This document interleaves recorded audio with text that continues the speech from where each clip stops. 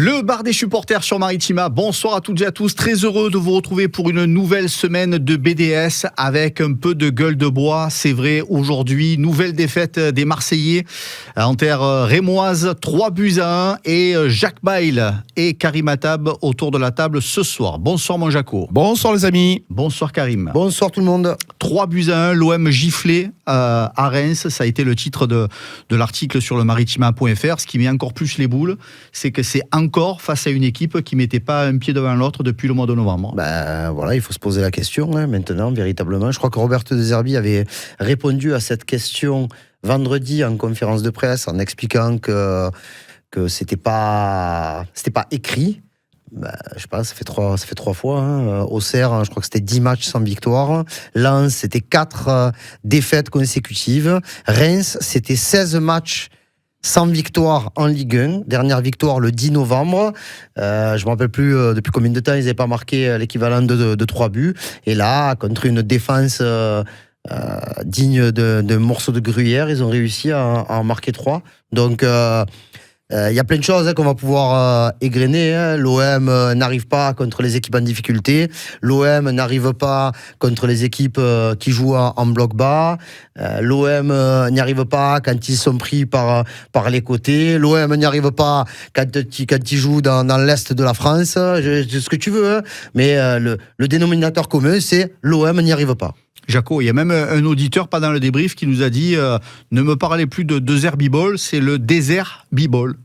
Oui, effectivement, on en a parlé plusieurs fois, j'en parlais avec Karim, c'est vrai que ça fait partie des questions à se poser, donc il y a beaucoup de questions à se poser sur ce qui se passe à l'Olympique de Marseille.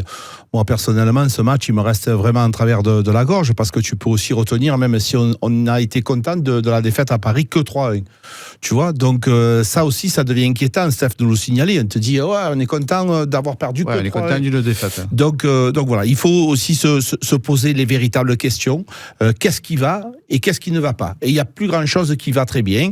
Aussi bien, nous, dans le bar des supporters, Marco, on le dit régulièrement, quand ça va, on se régale. Dans le sable blanc, on est content, on est heureux.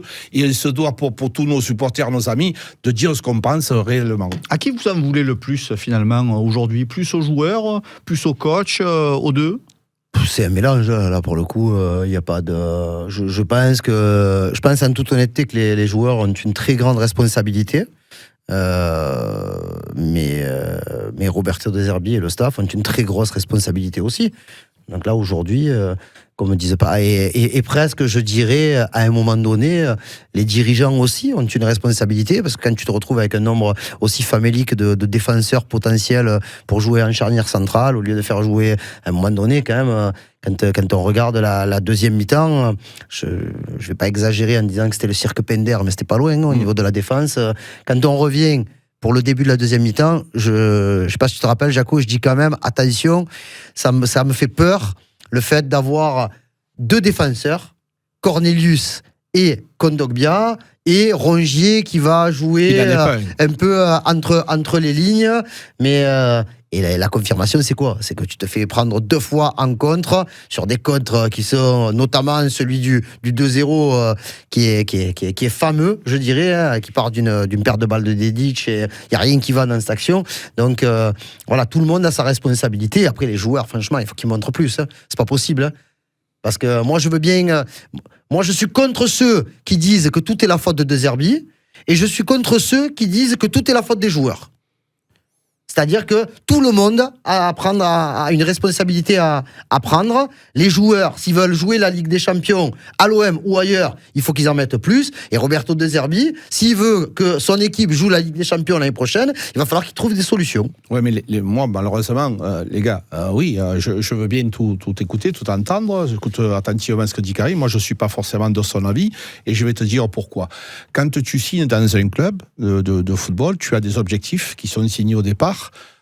Avec des joueurs, et quand tu es le staff, tu arrives avec ton staff et tu dis, moi je veux l'entraîneur des gardiens, l'entraîneur de ci, l'entraîneur de là, tu constitues ton staff. Et ce staff-là, il doit être capable de tenir l'objectif fixé par le président. Si tu ne le tiens pas, tu es le responsable de ça. Tu n'es pas le coupable, mais tu es le responsable. Voilà. Et donc, évidemment, les gens, le métier d'entraîneur, c'est pour ça qu'il est difficile. Parce que des fois, tu as des joueurs que tu as recrutés qui ne sont pas en forme. Mais ton président, tu as dit je veux celui-là et chez toi, il n'arrive pas à s'adapter. Et tu y es pour rien. Mais malheureusement, c'est toi qui l'as voulu, c'est ton système qui l'a voulu et donc tu es limogé quelquefois. Et j'en ai vu des entraîneurs limogés alors que ce n'était pas forcément leur faute parce que les joueurs n'avaient pas mis ce qu'il fallait pour être à leur niveau. Donc voilà, malheureusement, aujourd'hui, et attention, là par contre, je rejoins Karim aussi, c'est aussi la faute des dirigeants. Parce que, notamment, sur le défenseur, il va falloir se poser certaines questions, parce qu'il y a vraiment des questions à se poser. Après juste sur ce que dit Jaco, après, bon, je comprends ce que tu dis. Mais bon, les gars, on pleure depuis des années, là, parce qu'il y a zéro continuité. Donc, il y a un objectif. Si l'objectif venait à ne pas être rempli, je pense qu'il y a des solutions peut-être moins radicales que d'arrêter directement la collaboration, parce que dans n'importe quelle entreprise, il y a des gens qui font des erreurs et qui ne sont pas virés pour autant. Là, pour l'Olympique de Marseille, on est parti sur un projet de 3 ans. La première année est très importante. Je dirais presque, elle est capitale, parce qu'il y a énormément d'argent qui a été investi par l'OM via Franck McCourt, mais aussi avec parce qu'on oublierait presque que l'OM a pas mal de prêts en cours avec des options d'achat qu'il faudra payer à la fin de la saison, qui n'ont pas été payés. Je pense que même si un club de foot n'est pas géré comme un parieur en paris sportif, à un moment donné, tu te dis quand même, si je vais en Ligue des Champions, j'aurai beaucoup moins de difficultés à payer tous ces transferts-là et essayer d'améliorer l'équipe. Mais on a vu que Tudor n'est resté qu'1 an, que Sampaoli est resté 1 an et demi, que l'année dernière, on a fait le grand 4, puisqu'il y a quand même eu 4 entraîneurs dans la même saison. Là, cette année, on est parti sur un projet qui était plutôt bien embarqué, qui n'est pas terminé pour l'instant, puisque, on le dit régulièrement, c'est à la fin du bal qu'on paye les musiciens. Là, on est dans le dur. On n'a jamais été autant en difficulté que maintenant. 4 défaites en 5 matchs, 3 défaites consécutives et la 2e place perdue après 4 mois de détention, ben franchement, l'heure, elle est inquiétante, elle est grave. C'est la crise de résultats à l'Olympique de Marseille. L'objectif, si le championnat il s'arrête aujourd'hui, tu es dedans, hein? Tu es dedans. Même si nous, on préférerait que l'OM finisse 2e, si le championnat s'arrête à la 27e journée, l'OM est en Ligue des Champions. Oui ou non? Oui, donc, à un moment donné, je dis juste que il y a une différence entre ne pas faire son objectif et ce que l'on a vu la saison dernière avec une 8e place. Nous n'avons pas le même effectif.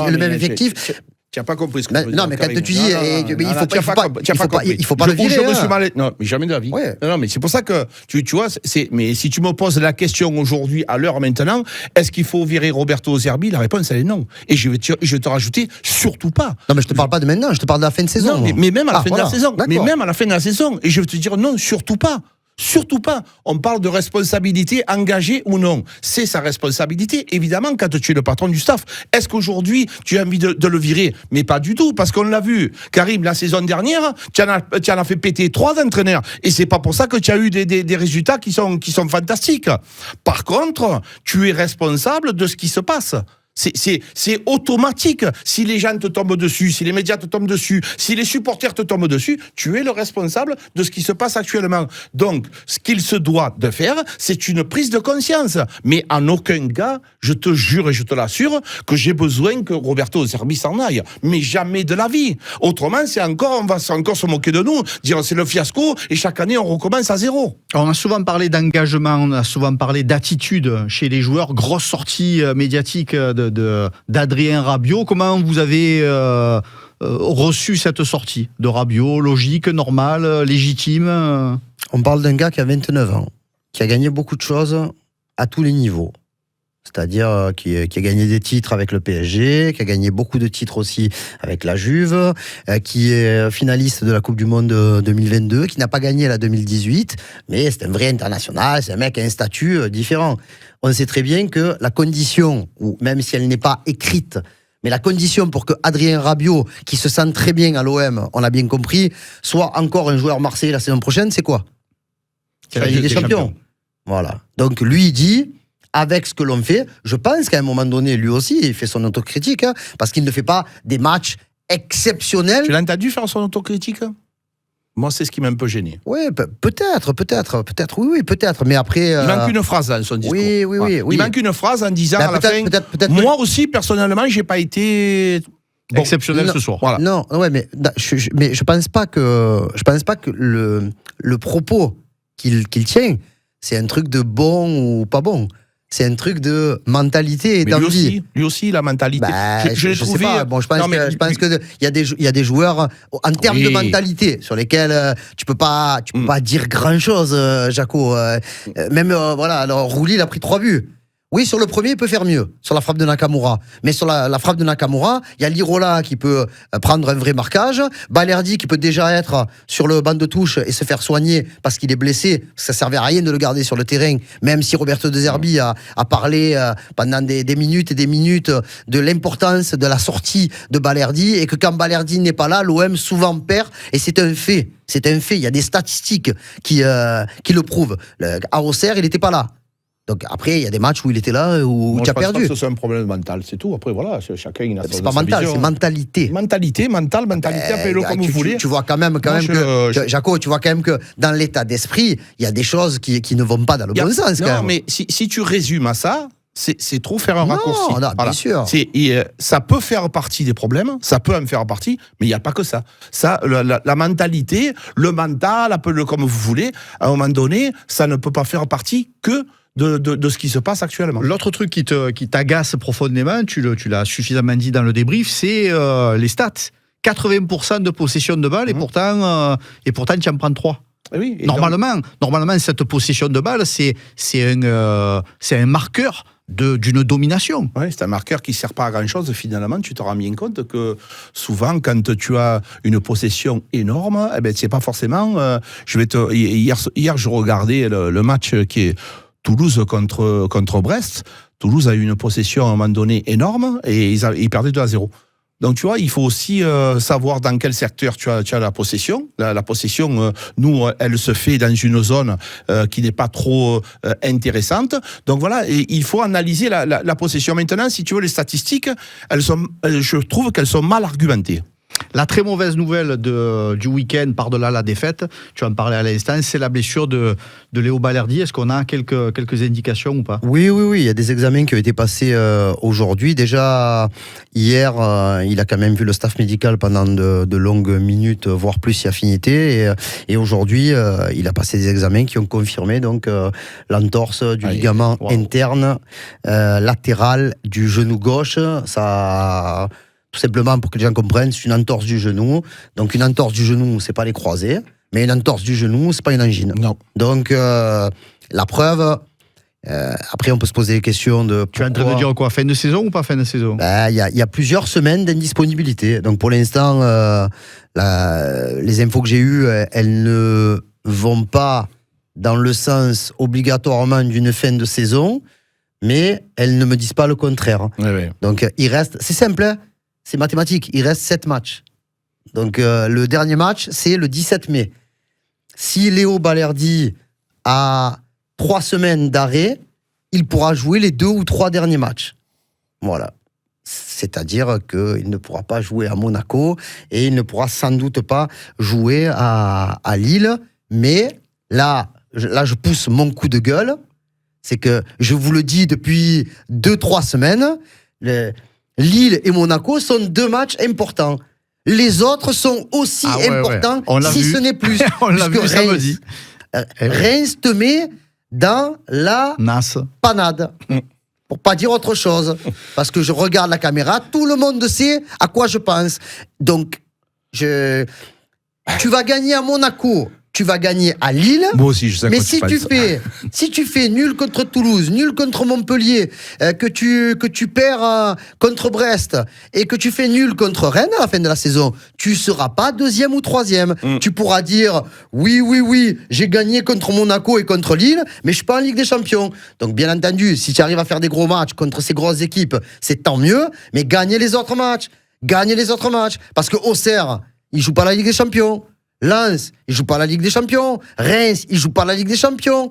Donc à un moment donné, s'il vous plaît, restons concentrés sur ce qu'il faut et essayons de gagner tous ces petits matchs, entre guillemets. Et le prochain, il il vaut plus qu'un pesant de cacahuètes. Avec une décision forte à la fin du match aussi, pas de jour de repos, ni dimanche ni lundi pour les joueurs qui restent dormir entre eux à la commanderie. Qu'est-ce que tu penses, toi, de cette décision ? C'est pas une chose que j'aurais faite. Pas du tout.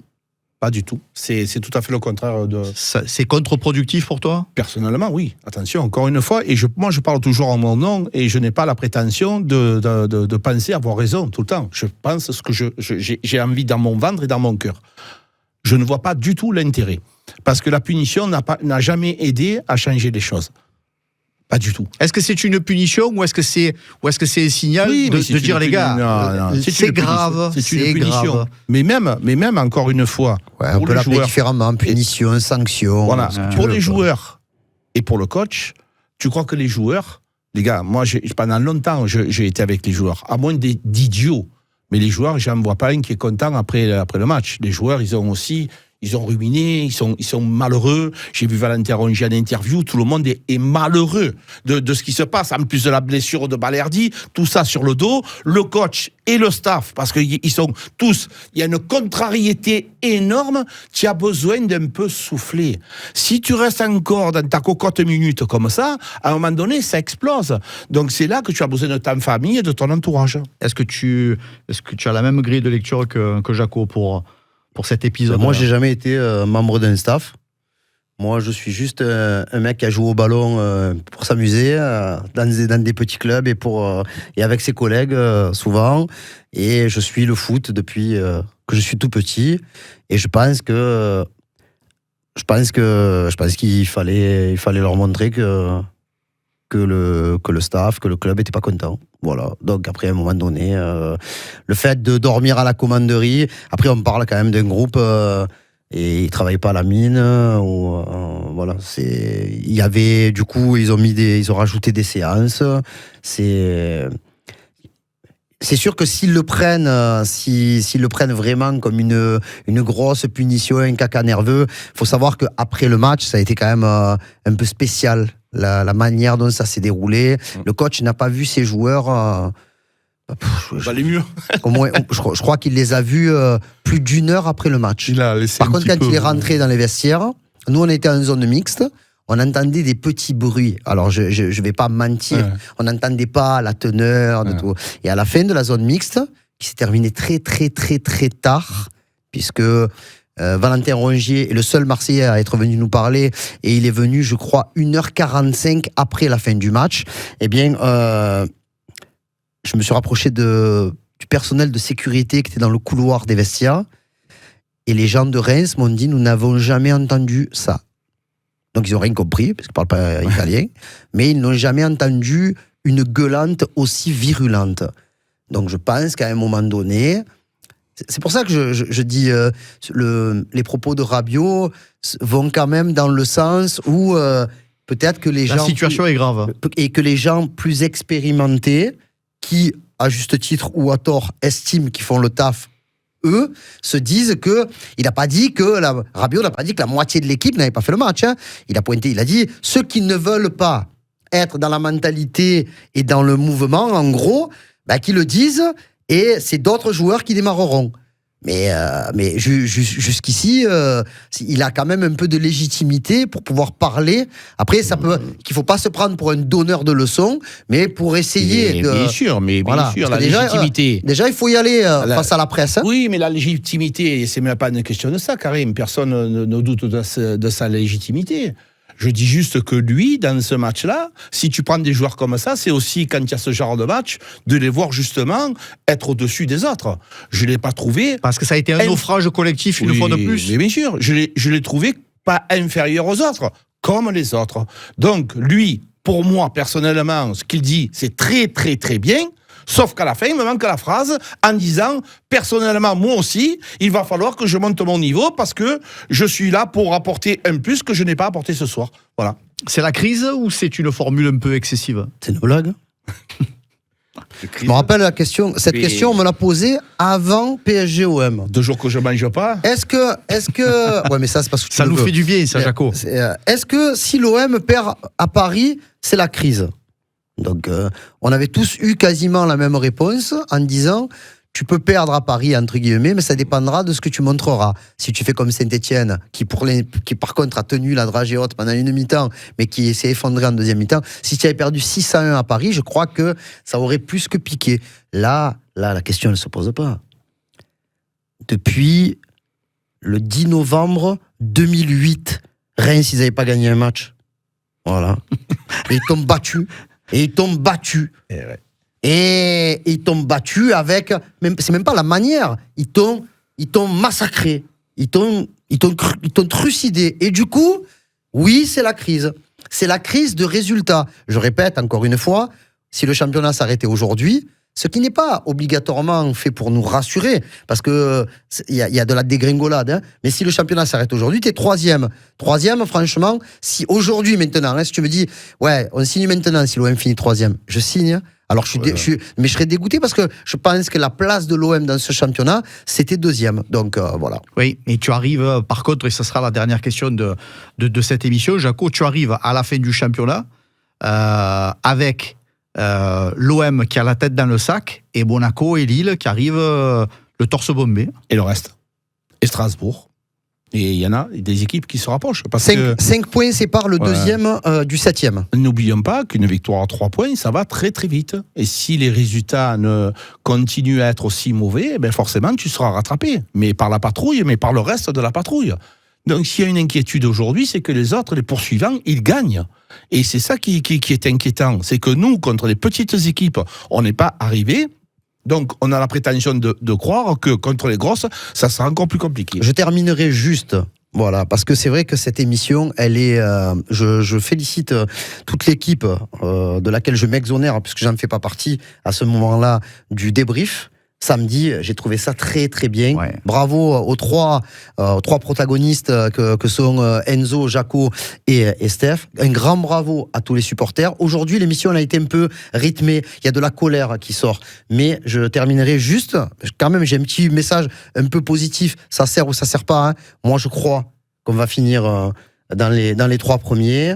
Je crois plein de choses et je me dis que si les infos que j'ai eues ne vont pas sur une fin de saison annoncée de Léo Balerdi, c'est qu'ils espèrent qu'ils reviennent avant la fin de la saison. Donc après, à un moment donné, je pense que on est dans un moment très très difficile, très très dur. Nous, à Maritima, c'est le bar des supporters. Donc on est énervé après tout ce que l'on voit. Et quand on aura digéré ça, il faudra qu'on se reprojette sur le match de dimanche face à Toulouse. Mais, comme je viens de le dire, c'est dimanche. Et avant dimanche, il y a des jours. Allez, l'OM recevra à Toulouse, effectivement, dimanche soir, 20h45. On aura l'occasion d'en parler tout au long de la semaine. C'est tout pour ce soir. Merci Karim. Merci les amis. Merci mon Jaco. Merci les amis. Belle fin d'après-midi sur Maritima. Et à demain, 18h.